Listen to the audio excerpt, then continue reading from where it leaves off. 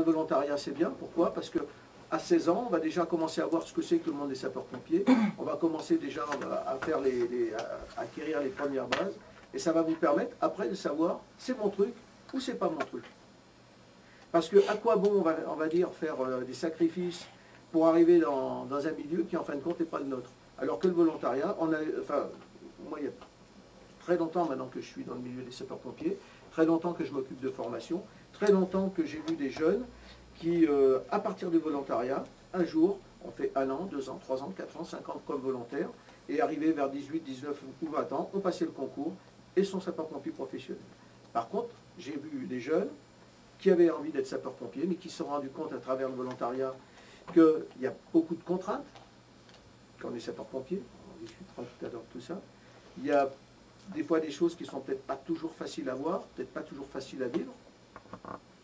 Alors certaines personnes seront peut-être un petit peu plus sensibles que les autres et ils diront non, je ne peux pas imaginer voir ça pendant 30 ou 35 ans de ma vie professionnelle. Voilà, alors je voulais déjà inciter, je dis bien inciter les jeunes garçons, les jeunes filles qui sont intéressés par passer déjà par le volontariat. C'est en équipe. En équipe, c'est quoi? C'est les gens qui vont aller sur les interventions. Qu'est-ce qu'ils vont faire? Le matin, prise de garde. D'accord? Vérification du matériel et des engins. Parce que c'est bien beau de monter dans une ambulance, monter dans un fourgon, mais il faut savoir s'il y a le matériel, s'il y a du carburant, etc. D'accord? Après, continue si tu veux. Après, il y a sport. Sport. Alors, sport obligatoire. Hein. Ils ont de la chance, ils travaillent, ils vont au sport. Grandement bien ça. Hein. Donc le sport, ça peut être course à pied, basket, foot, badminton, piscine, suivant les dispositifs que la ville nous met à notre disposition, on gère sur la semaine. Après, il y a entretien des locaux, parce qu'il n'y a pas des femmes de ménage partout. On appelle ça les corvées. Les sapeurs-pompiers professionnels faisant 24 heures de service d'affilée. Ça doit être long, ça, 24 heures. Hein. Ça doit être long, 24 heures. Donc on prend le matin à 7 heures, on finit que le lendemain matin à 7 heures. Donc évidemment, on a des chambres pour se coucher. S'il n'y a rien, on dort. Et s'il y a quelque chose, on s'habille et puis on va en intervention. Mais bon, ces locaux, faut les entretenir. Donc il faut passer l'aspirateur, la serpillière, etc., etc. Comme vous pouvez faire chez vous. J'espère qu'à votre âge, vous aidez un peu vos parents à passer l'aspirateur et faire les chambres. Après, à 10h30, on a manœuvre de la garde.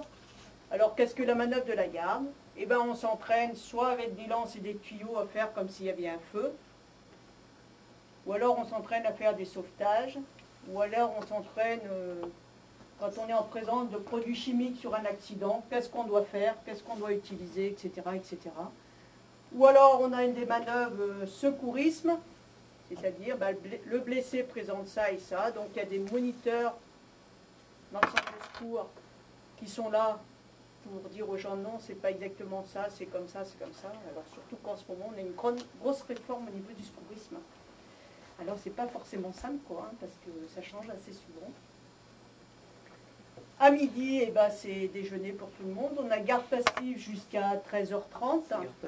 Garde passive entre guillemets, parce que sachant que ce soit au sport, pendant les corvées, pendant la manœuvre, ou même pendant le repas, si on notre bip, on a chacun un sélectif, s'il vient à sonner, on est obligé de partir en intervention. Des fois, ça peut nous arriver de remanger on a mangé chez nous le matin, on a déjeuné, mais ça peut nous arriver de remanger qu'à 4 heures d'après-midi. Suivant les interventions, on ne mange pas à heure fixe. Donc 13h30, on a de nouveau un rassemblement du personnel, et là c'est distribution des tâches. Alors ça peut être du nettoyage de tuyaux, nettoyage de véhicules, désinfection des ambulances, ça peut être, parce qu'on a des bureaux, on a des bureaux donc de formation, de la préparation de stage, préparation de formation. Ça peut être aussi au niveau des points d'eau. Sur les communes, par exemple Bellenave, On a eu récemment donc, le chef de centre de Belnave qui nous a dit à tel endroit, le poteau d'incendie il marche bien, à cet endroit-là, il marche moins bien. Donc lui nous répercute à Vichy, nous on enregistre tout, et après on envoie au service des eaux et au maire de la commune, puisque c'est le maire qui est responsable, de façon à ce que les réparations puissent être faites. Donc chacun est partagé dans les services, jusqu'à 17 h. Après on est en garde passive de 17 h jusqu'aux 7 h le lendemain matin, sauf intervention. À n'importe quel moment, on peut être appelé pour aller en intervention. Donc des fois, les journées sont assez cool, comme on dit, dans votre jargon, mais des fois, eh ben, ça n'arrête pas. Et des fois, on ne mange pas. C'est juste un sandwich sur un gros feu.